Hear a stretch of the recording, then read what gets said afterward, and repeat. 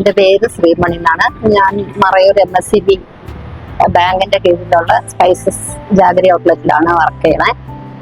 ഞങ്ങൾ പഴയ സോഫ്റ്റ്വെയർ എന്ന് പറഞ്ഞ ആ സോഫ്റ്റ്വെയറിലാണ് നേരത്തെ ചെയ്തുകൊണ്ടിരുന്നത്. അപ്പൊ അതിൽ നിന്ന് മാറിയിട്ട് ഇപ്പോൾ പുതിയ സോഫ്റ്റ്വെയർ മാറ്റി.